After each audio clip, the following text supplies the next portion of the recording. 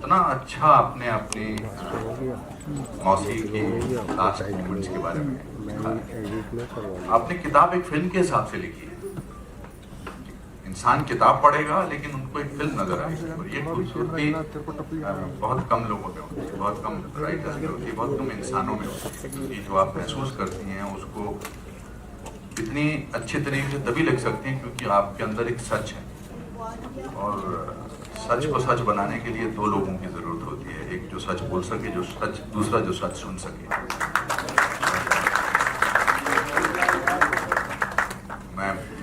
मैं बहुत खुश नसीब हूँ, मैं बहुत खुश हूँ। हम चाहे मिलते नहीं हैं लेकिन मेरे मन में आपके लिए बहुत इज्जत है, आपके काम के लिए, आपकी शिद्दत के लिए, जिस शिद्दत से आप काम करती हैं और जिस शिद्दत से आप जिंदगी जीती हैं वो बहुत प्रेरणात्मक है, और उससे मैं प्रेरणा लेता हूँ। यूं गुजरी है अब तलक, आगे भी बहुत अच्छी गुजरेगी, बहुत अच्छी गुजरेगी। बहुत बहुत शुक्रिया मुझे बुलाने के लिए, धन्यवाद। बहुत पहले एक शेर, सब लोग शेर सुना रहे हैं तो मेरा भी दिल किया शेर सुनाने की। उधर वो घर से निकल पड़े हैं, यहाँ मेरा दम निकल रहा है, कहाँ दगा दे रही है किस्मत, वो आ रहे हैं मैं जा रहा हूँ। तो कहने लगे बेटा गाते तो सुरीला हो लेकिन तुम्हारा तलफ़ुज़ बड़ा खराब है। तो मैंने उनसे कहा कि जी तबले पे गाऊंगा तो ठीक हो जाएगा। और मुझे लगा कि तलफ़ुज़ तबले से कोई ताल्लुक होगा। बाबूजी मुस्कुराए और कहा कि बेटा तलफ़ुज़ का मतलब उच्चारण होता है। तो मैंने कहा वही वही। तो कहते क्या वही वही, अभी तो तुम तबला कह रहे थे। तो मैंने कहा बाबूजी किसी तरह भर्ती कर लीजिए, मैं अपना तलफ़ुज़ ठीक कर लूंगा।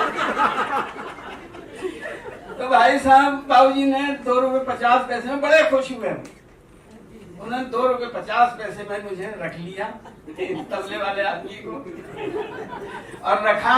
और उसके बाद फिर मैं बस, और यही बात बाबूजी हमेशा सबसे बताते रहते थे कि क्या गाती है। मम्मी ने पूछा क्या गाती है, तो कहती है जावे कारे बदला।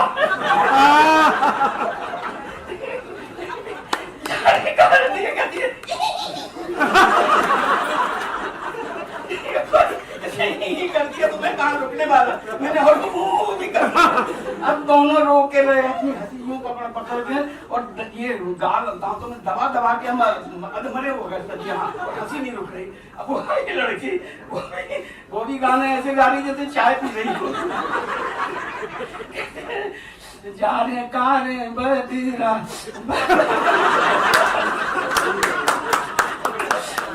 ऐसे बुद्धू के साथ वहीं जाके रो।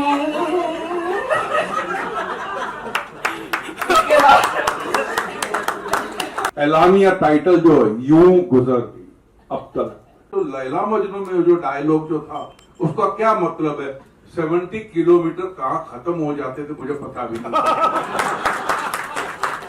और मैं जब उतरता था इतना ज्ञान मिलता, मैंने बहुत कुछ सीखा है ऐसी संगत करके। तो मुझे यही मेरी उम्मीद है कि मैं कभी आपका कुछ लिखा हुआ मैं कुछ परफॉर्म कर सकूं फिल्मों में। तो ये क्योंकि मैं तो उसी तरह से वो क्या कहते, यही मेरी अभिव्यक्ति रहेगी। Thank you very much and I wish you all the very best. बहुत सारी शुभकामनाएं। Thank you so much. मई और जून की चिलचिलाती दोपहरी में आकर बैठूं उसके नीचे, तो मुझे लगे थके हुए मुसाफिर का पड़ाव यहीं तक, बस यहीं तक। आदरणीय मित्रों, यहाँ आप जितने भी महानुभावों ने हमें अनुग्रहित किया है, हम सब के हृदयों में अपने माता और पिता के प्रति, अपने बड़ों के प्रति वही प्रेम, आदर, सत्कार और मान बना रहे, इसी की प्रार्थना है। मेरी बहन ने लिखा है अब यूं गुजरी है अब तलक।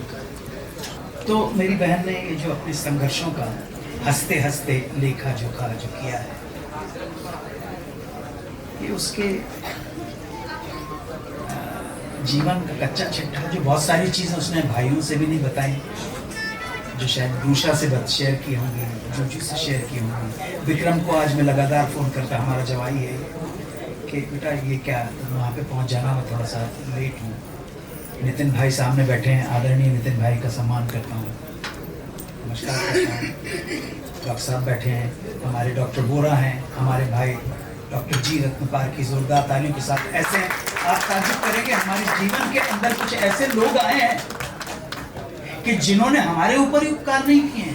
आप अगर मेरा नाम लेकर भी डॉक्टर वोरा और डॉक्टर रत्नपारकी के पास जाए, one of the finest cardiologist of the country, one of the finest cardiologist of the city, अगर मेरा नाम लेके भी चले जाएंगे तो आपसे कोई फीस नहीं ली जाएगी। अगर आपके पास अगर पैसे हैं तो ईमानदारी के साथ पैसे दे दीजिए।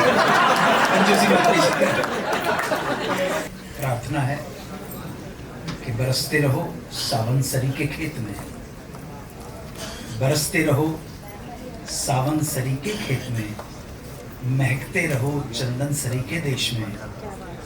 बरसते रहो सावन सरी के खेत में, महकते रहो चंदन सरी के देश में। लोग तो मिट्टी से सोना ही निकालें और तुम मोती उगाओ रेत में।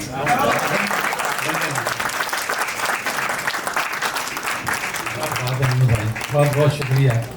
तो मेरा इनका जो रिश्ता है सबके साथ बहन भाई का था। अब इनके बारे में जो माँ ने बोला एक लाइन में, ये क्या है, ये मेरा क्या रिश्ता है, माँ बोल गई। माँ बोलती थी कि तेरी असली माँ तो वो है, मैंने तो तुझे से पैदा किया।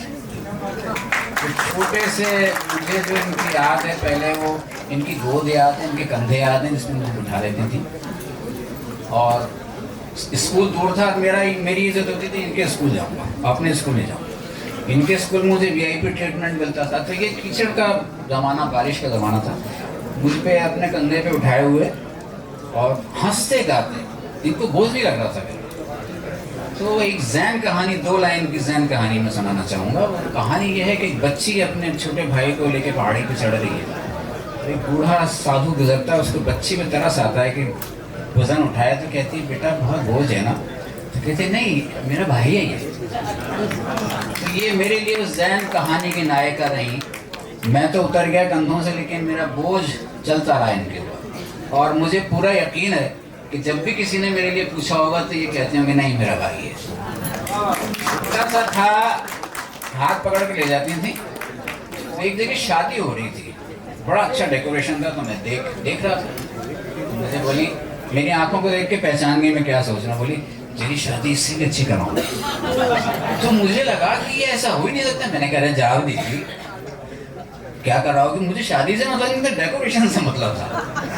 फिर जमाना आगे बढ़ा, उम्र हो गई, तो हम इंडिया गेट से इनके ऑफिस तक हम पैदल जाते थे। तो मैं ताज होटल को देख रहा था, तो ये समझ गई पैसे आन दे, इसमें चलेंगे अब।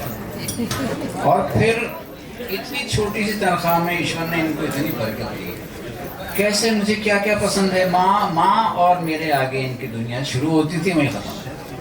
तो मेरे बिना अब इतनी सारी कहानियाँ हैं कि बहुत वक्त हो जाएगा। बस यही कहूँगा कि ये खुश रहती हैं तो हम सब खुश रहते हैं, ये उदास हो जाती हैं तो मुझे बड़ा बुरा लगता है, क्योंकि she has been my power house. तो मुझे बड़ा गुस्सा आता है। और ये कई बार इनको कोई चोट पहुँचाता था तो इनको जो फ़ोन पर सुनाना चाहती थी, मैं सुनने में इंटरेस्टेड नहीं था।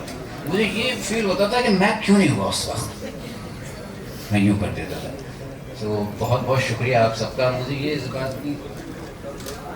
मुझे इस बात की खुशी है कि इस ज़माने में जहाँ लोग मातम में भी स्टैचर देख के जाते हैं, यार बड़ा आदमी है इसके, उसमें ज़रूर चलो, वहाँ इनके एक बुलाने पे इतने सारे लोग, ये पेस्ट्री की पार्टी नहीं है, ये इनके घर का जलसा है। इतने सारे लोग आज भी ऐसे हैं, तो बहुत बड़े लोग हैं, इतना सारा हमारा ये जायदाद हमारी है। बहुत बहुत मुबारक मेरी भाई को, हम सबको मुबारक। अनु जी ने मेरे बारे में कुछ कहा और मुझे इस चीज़ का एहसास पहले भी नहीं था। एक दो बार पहले भी मुझे सुना चुके, मुझे एहसास कभी नहीं था कि मैंने कुछ किया है इनके लिए। मुझे तो ये पता था एक टैलेंटेड एक्टर है। एक हमने प्ले देखा था पृथ्वी में एक रुकाओ फैसला, उसके बाद जावेद साहब ने कहा कि पूरे जो 12 कलाकार थे उनमें से अनु जी भी, एम आई राइट? अनु जी, ईशा जी को भी रंजीत के साथ ही मिला था। जी हाँ, जी हाँ। रंजीत साहब ने जैसे तबला बजाना सीमा जी ने को जानवी को सिखाया, वैसे रंजीत साहब ने पंजाबी एक्सेंट में तबला बजाना अनिल को सिखाया। मैं आज इनके मुकाबले में इतना कुछ बोल नहीं पाता हूँ क्योंकि उस सफ़र से मैं नहीं गुजरा हूँ, पर कई सालों से मैं नज़दीक से इनको मिला हूँ और जब भी मिला हूँ तो मुझे ऐसा लगता कोई अपना है और दिल कभी भर जाता है इनको इनकी बात सुन के। But she's someone I adore, someone I respect. Thank you.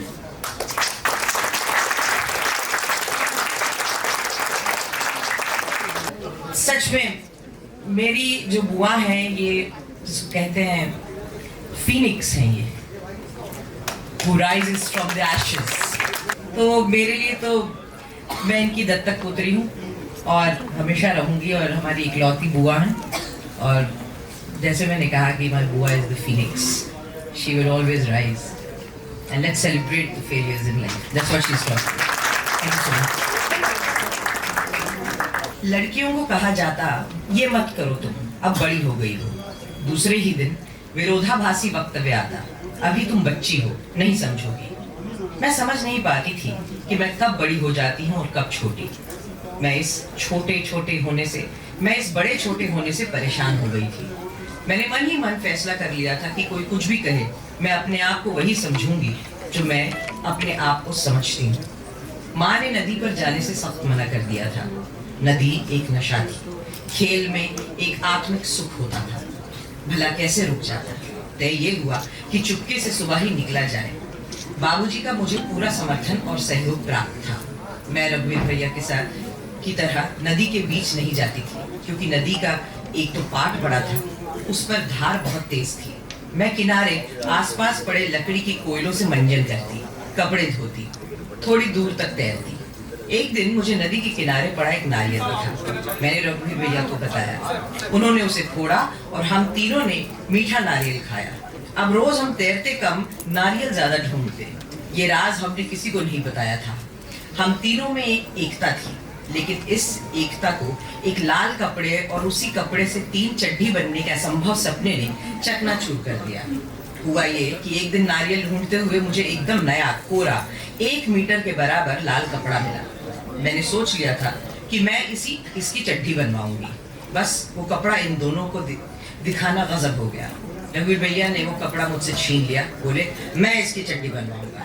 Munna भैया अलग कपड़े पर दांत गड़ाए थे। इस सब में चूंकि मैं छोटी थी, इसलिए इन लोगों ने कपड़ा ले लिया।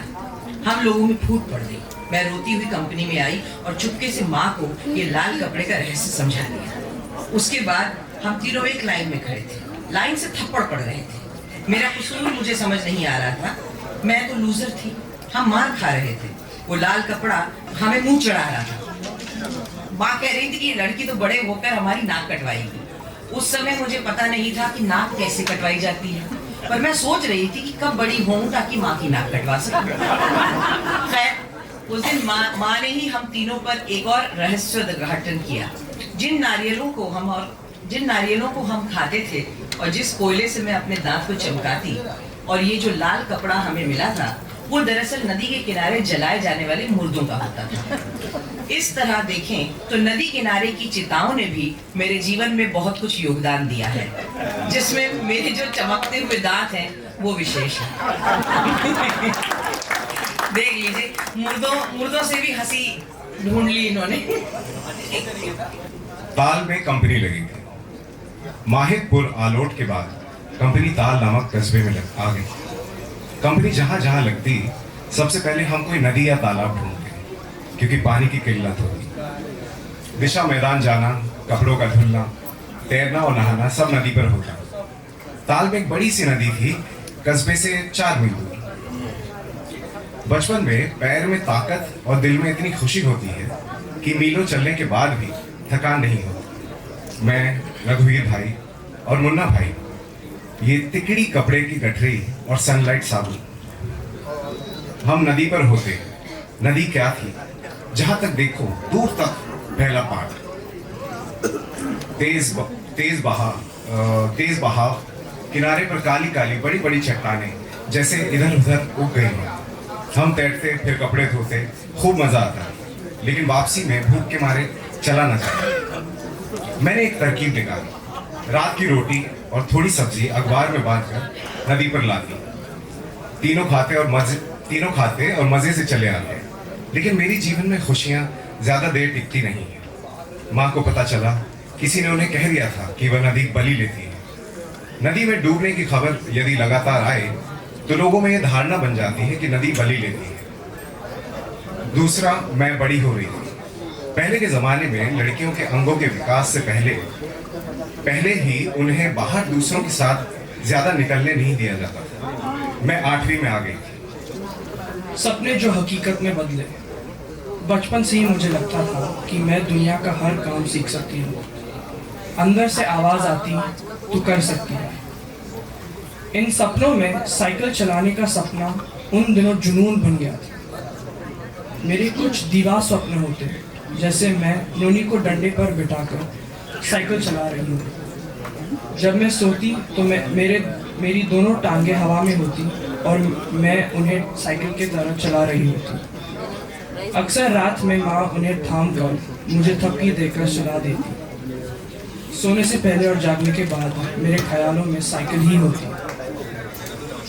मेरा ये सपना कंपनी के प्रसिद्ध जगलर राघो बाबा ने पूरा किया।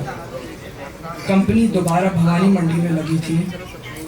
मैं रोज बाबूजी से 10-15 पैसे झटक लेती। 10 पैसे घंटे पर 24 इंच अपने से 3 गुना बड़ी साइकिल किराए पर लाती। छोटी साइकिल तो वहाँ अद्धा मिलते थे, अद्धा महंगा आता था।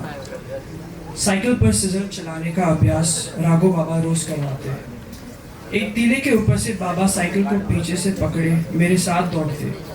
एक दिन मैंने सिजर चलाते हुए पीछे मुड़कर देखा। राघो बाबा टीले पर खड़े नजर आए। मैं मुंह के बल गिर गई और इस तरह मैंने सिजर चलाना सीख लिया।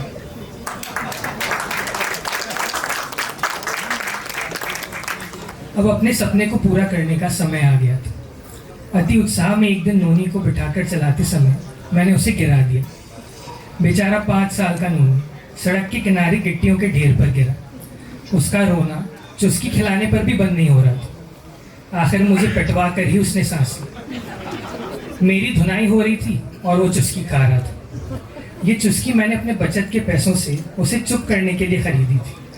उस चुस्की पर मेरा पहला हक था।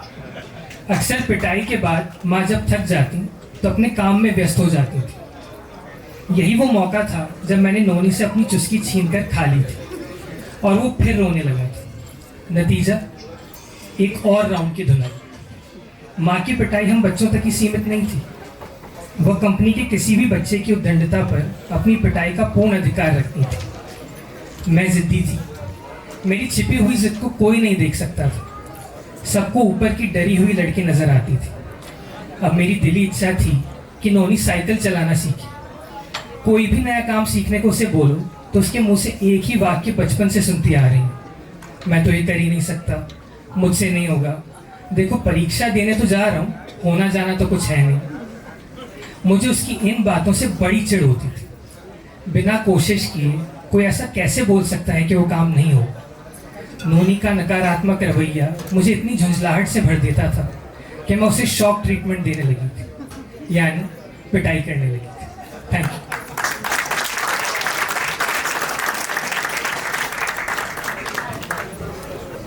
मैं हमेशा ये सोचती हूँ कि मेरी बड़ी बहन नहीं थी और मुझे सीमा दीदी के रूप में एक बड़ी बहन मिली बॉम्बे रॉके।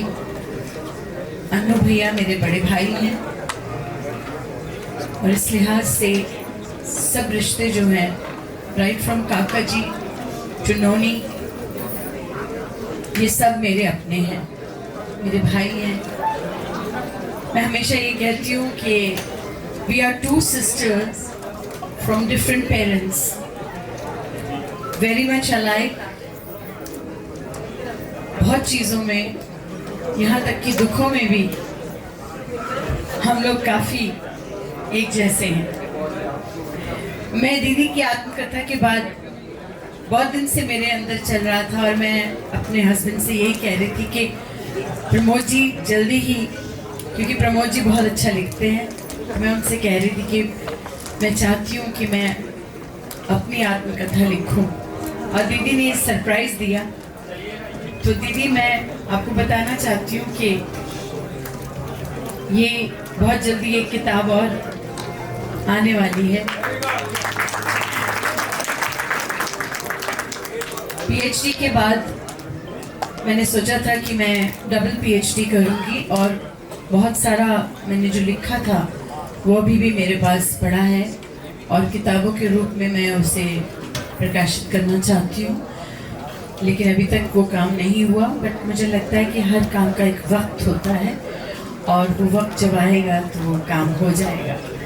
बहुत बहुत धन्यवाद आप सबका आने का। मेरी बहुत सारी यादें वाबस्ता हैं दीदी की। हमारी आपस में कई बार जैसे बहनों की होती है वैसे हमारी कई बार एक साइलेंट फाइट भी हो जाती है, बहुत बार होती है, लेकिन फिर भी दीदी जहाँ होती है I always wish the best, और मैं जहाँ होती हूँ आई नो दीदी wishes me the best. I love you दीदी। जिंदगी मुकम्मल हो गई एक बड़ी बहन पाकर आपके रूप में। Thank you so much. आप सबका शुक्रिया, आप यहाँ आए, मुझे सुना। अनुपम भाई ने इतनी ज़्यादा बड़ी बड़ी बातें बोल दी हैं मेरे बारे में कि मुझे आत्मकथा लिखने के बाद आत्म आलोचना के लिए बैठना पड़ेगा कि सचमुच मैं उन शब्दों के काबिल हूँ या नहीं। और यहाँ सब लोग बहुत ख़ास हैं। अनुपम भाई आए, परेश भाई आए, अनु भाई हैं, रघुवीर भाई हैं, जसविंदर हैं, 1000 किलोमीटर से ईश्वर अंकल आए हैं, शकीला भाभी आई हैं, कॉमरेड आए हैं हमारे, नितिन भाई आए हैं। आप सबका बहुत बहुत शुक्रिया। दिव्या सब लोगों का वो टाइम निकाल के आई हैं, उनका कोई और कार्यक्रम था। मैं सिर्फ इतना कहना चाहती हूँ कि मैं कोई कुछ ऐसी खास नहीं हूँ कि मैं अपनी आत्मकथा लिख सकूँ, लेकिन अरब में कहावत है कि ईश्वर जब इंसान को बनाता है तो उसके कान में कह देता है कि तुम खास हो, और मैं मानती हूँ कि हर व्यक्ति खास है। तो मैंने भी सोचा कि मुझे ये आत्मकथा क्यों लिखनी चाहिए, क्योंकि जिंदगी को बहुत सारे लोगों ने अलग अलग ढंग से डिस्क्राइब किया है। जैसे फिराक कहते हैं, जिंदगी क्या है, इसे आज ए दोस्त सोच लें और उदास हो जाएं। वहीं फैज कहते हैं, जिंदगी एक मुफलिस की क़िबा है जिसमें हर घड़ी दर्द के पैबंद लगे जाते हैं। कबीर कहते हैं, नैहर वाह हमका न भावे, और शेक्सपियर कहते हैं, life is a tale told by an idiot full of noise and fury signifies nothing. तो अलग अलग लोगों ने जिंदगी के बारे में कहा है, लेकिन मैं अकबर इलाहाबादी के एक शेर से इत्तेफाक रखती हूँ, और शायद वो थोड़ी सी फिलॉसफी मेरी लाइफ की बन गई है। अकबर इलाहाबादी ने कहा कि नहीं मिला जो बंदूक का लाइसेंस गम नहीं, नहीं मिला जो बंदूक का लाइसेंस गम नहीं, मैंने तो इस ख्याल को ही गोली मार दी। आप देख रहे हैं इस किताब का नाम भी यूं गुजरी है अब तलक। तो ये शीर्षक ही बताता है कि सीमा जी एक काव्यात्मक मिजाज की, एक शायराना मिजाज की लेखिका हैं, जिन्होंने अपनी किताब का शीर्षक इस तरह से रखा है, यूं गुजरी है अब तलक। लेकिन इस किताब की जो सबसे बड़ी खासियत है वो ये है कि ये मूल हिंदी में लिखी हुई किताब है, और अभी जो हम लोग इसके अंश पाठ सुन रहे थे इनके परिवार के लोगों द्वारा, उस अंश पाठ से ये बात साबित होती थी कि वो एक मजी हुई लेखिका हैं, एक पारंगत लेखिका हैं सीमा कपूर जी। दूसरा दोस्तों, एक और बात मैं ये कहना चाहता हूँ कि कोई भी आत्मकथा सिर्फ सफलताओं या असफलताओं का ब्यौरा नहीं होता है, वो इंसान के संघर्षों और आत्मसंघर्षों की दास्तान होती है। और इस लिहाज से ये किताब मैं ये कहना चाहूँगा कि एक स्त्री अभिनेत्री, एक स्त्री अभिनेता के आत्मसम्मान का दस्तावेज है ये किताब, यूं गुजरी है अब तलक। शुक्रिया।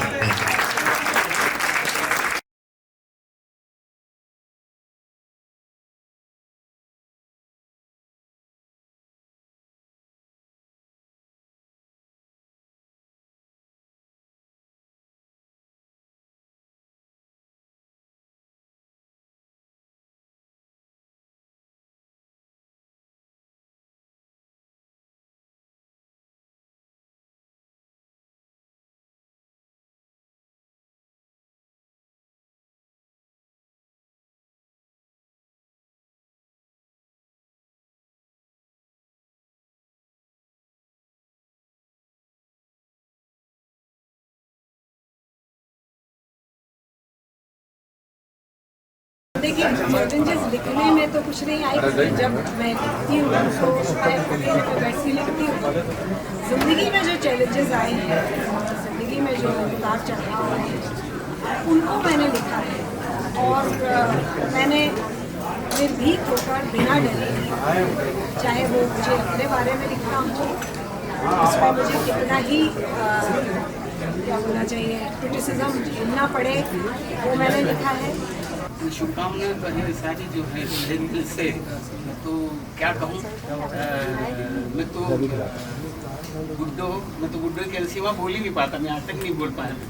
और जब इसने बताया कि मैं आत्मकथा लिख लूँ तो मैं घबरा गया, क्या लिखेगी, और क्योंकि मैंने इसे हमेशा हंसते हुए देखा है। हम बड़ी मुफलिसी में जिए हैं हम लोग, और मुफलिसी के वाकई आज भी हम कभी बात करते हैं तो मुफलिसी के दिन सबसे खूबसूरत आज नज़र आते हैं। हमें मिलते 2-2.5 रुपये ही थे, और ज़्यादा कहने को 2-2.5 होते थे, मैं मिलते 8 आने और 4 आने थे, उसी में हम मिल बांट के हम लोग खा लेते थे, रहते थे, और 24 घंटे हंसते रहते थे। हमें कभी जो तकलीफ़ों का मज़ा हमने उस वक्त लिया, और ये गुड्डो, ये बहन मेरी, ये तो हंसाने में इसकी तो मास्टरी है। हम भूखे बैठ के और एक दूसरे की शक्ल देख हंसने लग जाते थे, तो हम खाना पीना सब भूल जाते थे। तो ये जो रहा, तो जाहिर है ये जो इसने लिखा है, यूं गुजरी है अब तलक, वाह क्या गुजरी है। और इसलिए इतने खूबसूरत अल्फाजों में लिखा, मुझे तो बोलना भी नहीं आता। मेरे तो अल्फाज में तो बिल्कुल देहाती आदमी, लेकिन जो थोड़ा बहुत बोलना सीखा है यही सोहबत में, क्यों कहीं कोई गलतियाँ करते, तलफ़ुज़ मेरा ख़राब होता तो यही ठीक करती रहती थी गुड्डो। और मेरे जैसा व्यक्ति जो है, आपस में किसी चीज़ में मतभेद हो सकते हैं, मेरे किसी भाई से मैं मतभेद हो सकते हैं, इससे मतभेद हो सकते हैं, लेकिन जब बात आती है अपने भाई या बहन के लिए लड़ने की, समझे ना, तो वहाँ पे ये नहीं देखा जाता कि तू सही है कि तू गलत है, तूने अच्छा किया कि बुरा किया। सो जब ये मुझ जैसे व्यक्ति से पूछना कि आप उनकी बुक के बारे में क्या कहेंगे, मुझे बुक से कोई मतलब नहीं है, मुझे केवल मतलब हमेशा से मेरी बहन से रहा है।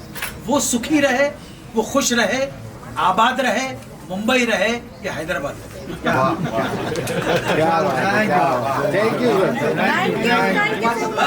जो सीमा जी ने जो किताब लिखी है, अपनी आत्मकथा लिखना बहुत मुश्किल होता है। जो अपना मुश्किल वक्त जो गुजरा हुआ है वो एक किताब में लिख के, मतलब एक पेपर पर लिख के बयां करना बहुत मुश्किल होता है।